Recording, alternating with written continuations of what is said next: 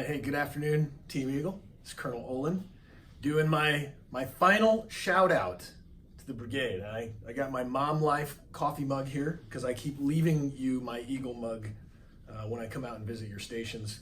I forget it, so I'm working on Mom Life right now. Look, this is my final send out to all of you. So, going to talk a little bit about July, even though the phase line is not over yet. And as most of you know, I send you either a very long email, a video, or some other such thing about once a month. And I've always done that because what I learned a long time ago in recruiting is that there is no way for a commander in this business to get to see, meet, or get to know all of his or her soldiers, which does make me pretty sad. But that's why I try to communicate broadly with you guys, and hopefully in some way I've been able to reach you, whether it was to motivate, inspire, or just get you to think about something in a new light or a different way, teach some lesson. That's why I do all this. And so my final thing to talk about is Phase Line July. Look, we're gonna make this mission again, and I'm pretty sure you're gonna do it on both sides. Might be a little close on the AR, but we're gonna make the RA. And we're going to get damn close to that 1500. It'll probably be somewhere in the 1450s, which means that if we write that 1458, then as a brigade, you will be year to date, you'll be several percentage points ahead of lead line, and it will be something that no brigade in the history of USAREC, I'm pretty sure, has done in a very long time. And at least as long as the brigade has been configured the way it is now, it'll be the first time that that's ever happened. Okay, so you're doing something historic, you're doing something amazing, you're doing something that's never been done before. Some of that is due to, we saw a problem with transition this summer. We came up with a plan. We called it Eagle Strike. You executed it brilliantly, amazing. As you have executed everything that either I or your battalion commanders or your company commanders have given you, and I mean, you reaffirm my faith in the non-commissioned officer corps every day that I get to watch these things. So finally, push hard all the way through fourth quarter. Some of you have already completed your annual mission on both sides, and now you're just going for precision. One of you, High Point Station, Sergeant First Class Maddox and his team out there in Raleigh Battalion have completed their annual mission both sides by precision. But I know that Sergeant Maddox is not going to stop. He's going to keep on going until his company makes its annual mission, until his battalion makes its annual mission, until his brigade makes its annual mission.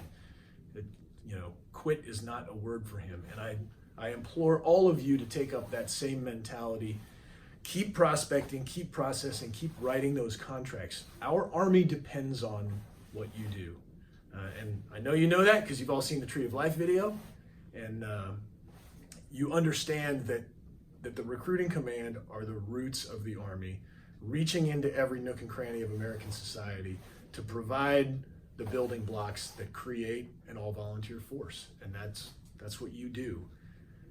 The Army cannot exist without you, and no one else can do this job. Only the non-commissioned officer assigned to recruiting duty can do this. These kids don't just show up at basic combat training at Fort Benning and wait in line. They can only join our ranks through you, okay? All right, so last week I got to do a final call with the company commanders and most of the first sergeants and say thanks to them.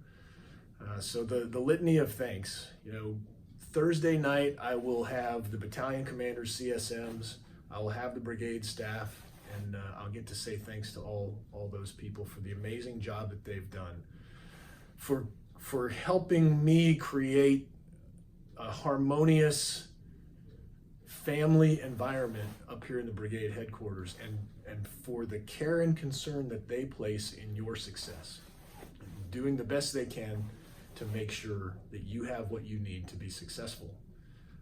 So I want to thank all the staff and all of the civilian staff at battalion level that I don't get enough time to meet or spend time with. I know what you do, and I know how much you care about your soldiers on the ground and the mission that they have to accomplish. I'm going to put my Mom Life coffee mug down. So thanks to all the civilian staff. You know, we're all one team, and thanks to the station commanders. The station commanders exist where the rubber meets the road. You're the first step in unraveling this furball that we call recruiting.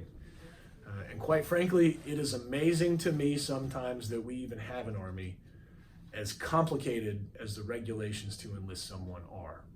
So station commanders, first sergeants, CSMs, company commanders, battalion commanders, thank you for what you do. You guys have made my job 1,000 times easier. And finally, come Thursday, because I will have the opportunity to thank all these different groups of people before we go through the change of command. Thursday, I'm going to save my speech really only to talk to the NCOs out there, the recruiters. 79 Romeos, DA Select, whichever category you fall into. That speech will be about you. And Mr. Ballou here is we're gonna live stream that thing on Facebook, right? Brigade Facebook page. And as you all know, I am a social media guru, so please tune into that. It'll be 10 o'clock Central Time. We'll live stream the entire ceremony and the speeches. And I hope you'll tune in for the speech because it is gonna be all about you guys and gals. And as you know, I'm like social media guru. I measure my self-worth on how many thumbs up emojis and little hearts I get from you. So please tune in. I will appreciate it. What I will say to the NCOs now, because as most of you guys know, I'm all about lessons learned and teaching stuff. So a few of the things that we have learned, the wisdom we have gained over the last couple years. Attitude is everything. You know, this brigade has always had a culture that values teamwork and values winning. And what we have also taken on this year as USEREC has tried to understand how to get people to be held accountable, how to make the individual NCO feel a sense of responsibility to contribute to the mission. Our idea was personal goaling, you know, and I think by and large, the concept has been pretty successful.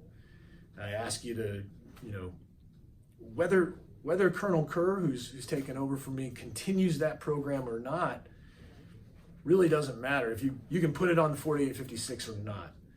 But really, great NCOs establish goals for themselves. And so whether you do it on a piece of paper or whether you just do it in your heart and go after it, you know, keep setting those high but achievable goals for yourselves, whether it's writing enlistment contracts, or whether it's training soldiers, whether it's getting your junior soldiers to a promotion board.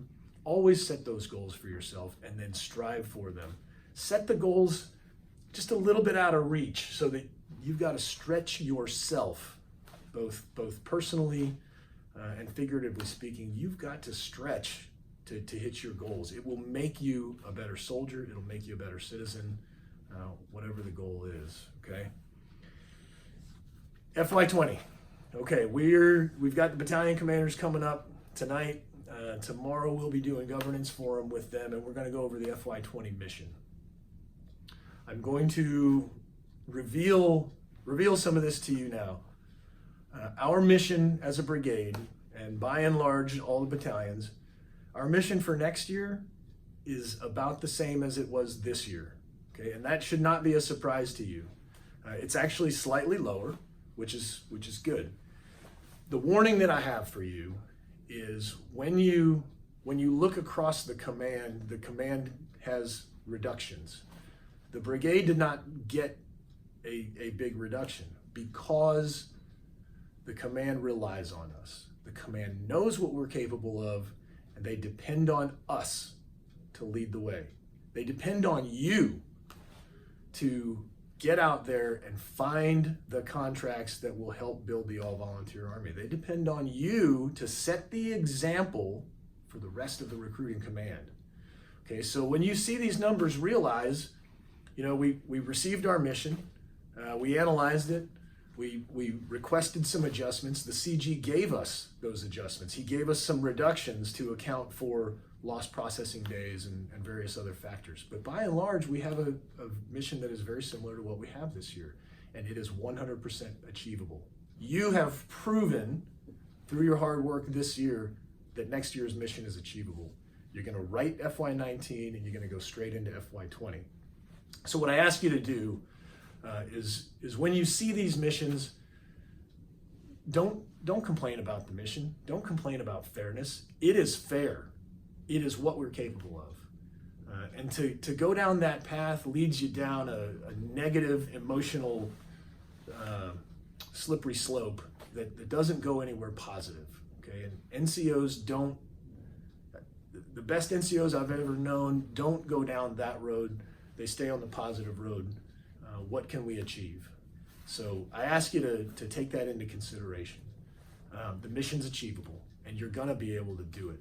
We've mapped it out by and large. We know where the crisis points are. January is gonna be tough. You got the bathtub months that are gonna be tough, and we've tried to account for each of those with shaping the mission and weighting it accordingly so that it's achievable for you in those timeframes. Okay, so that's why I need you to go hard through fourth quarter. Okay, realize this year, this fourth quarter, I have only 24%. There goes my computer. Only 24% of this year's mission is loaded into fourth quarter. We loaded first quarter at 26, 25, 25, 24, so that you would have the opportunity to overproduce and make up any deficits, and you will.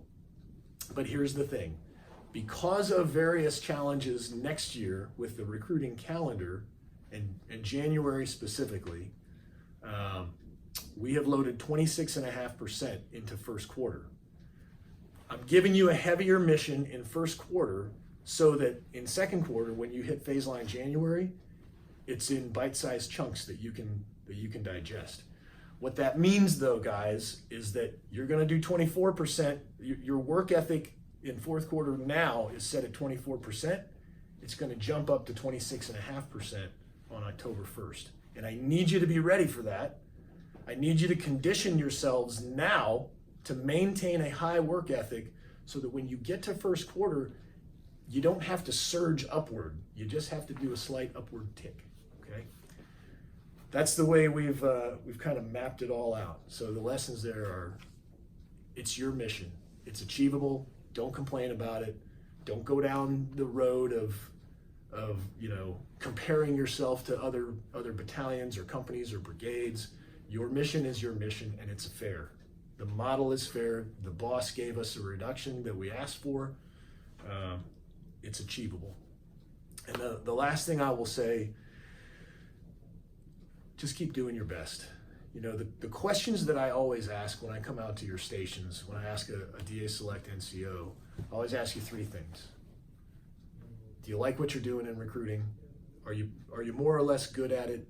And do you understand the value of it to the Army? And if you answer those three things affirmatively, then I look at you and I go, you're exactly the kind of NCO I want to reclass to 79 because you get it. But here's Olin's dirty little secret. If you answer those three questions affirmatively, you're also exactly the kind of NCO that I want to send back to the operational Army. Because every time I come out and talk to you and I ask you, how many of you heard bad stuff about recruiting before you got here? It's never less than 50% raise their hand. And I believe that the environment we've set in this brigade and in your battalions and in your companies does not reflect the bad things that you probably heard before you came out here. I can't necessarily get the Army to change its mind in mass. I'm trying to do it one NCO at a time.